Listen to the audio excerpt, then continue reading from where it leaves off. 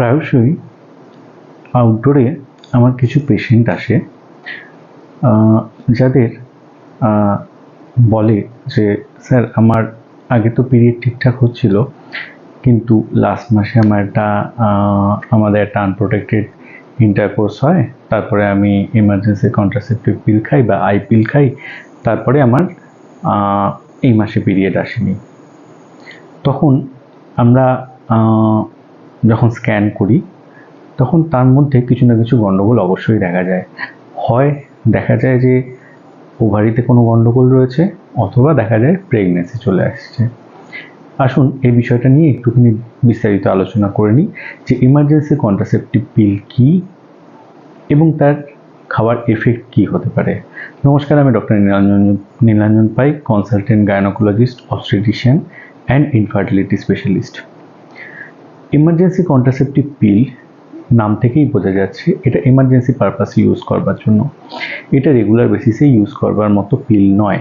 Emergency contraceptive পিল আমরা তখনই use করতে পারি যখন আমাদের কোনো কন্ট্রাসেপটিভ ফেইলিওর হয়েছে অথবা আনপ্রোটেক্টেড ইন্টারকোর্স হয়ে গেছে, তখনই ইউজ করবার জন্য।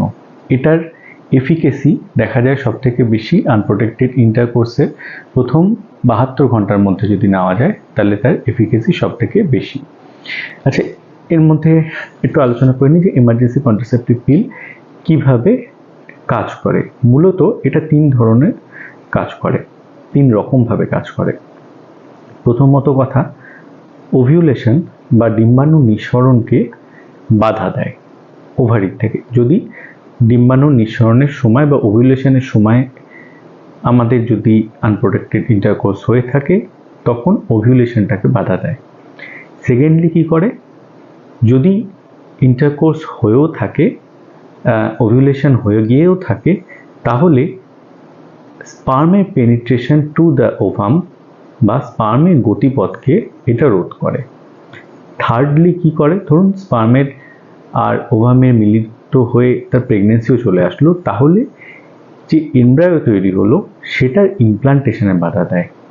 মূলত এই 3 রকমভাবে এমার্জেন্সি কন্ট্রাসেপটিভ পিল কাজ করে। এইবারে আসি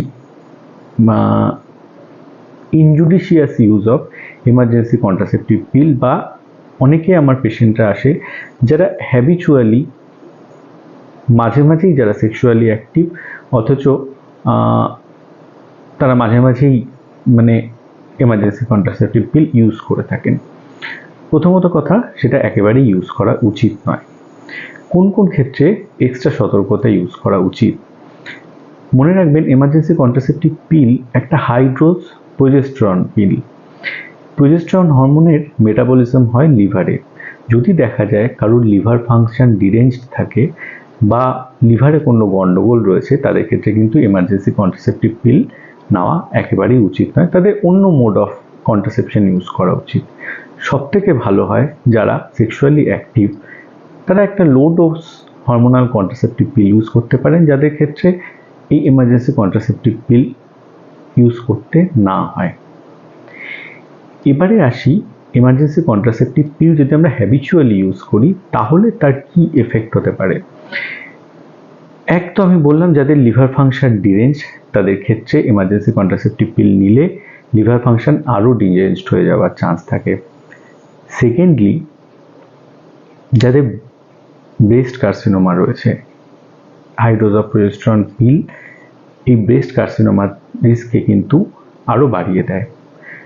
থার্ডলি, যখন আমরা একটা হাই ডোজ অফ প্রোজেস্টেরন পিল নিচ্ছি, এটা নর্মাল বডির যে ইস্ট্রোজেন আর প্রোজেস্টেরনের একটা হরমোনাল মিলিউ থাকে, হরমোনাল মিলিউ বলতে পিরিয়ডের একটা নির্দিষ্ট সময় ইস্ট্রোজেন বাড়বে, প্রোজেস্টেরন বাড়বে, আবার একটা নির্দিষ্ট সময় কমবে।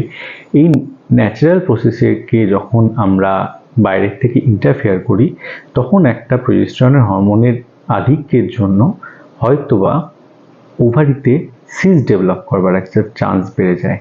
সেক্ষেত্রে হয়তো আমাদের কাছে যখন পেশেন্ট আসে তখন আমরা স্ক্যান করে দেখি হয়তো ওভারিতে একটা সিস্ট হয়ে রয়েছে। তা এই জিনিসপত্রগুলোকে কিন্তু আমরা অ্যাভয়েড করতে পারি যদি আমরা একটা low dose contraceptive pill use করতে পারি। যাতে করে কিনা এই এমার্জেন্সি কন্ট্রাসেপটিভ পিল মাঝে মাঝে ইউজ করবার এই টেন্ডেন্সিটা আমরা আটকাতে পারি। নমস্কার।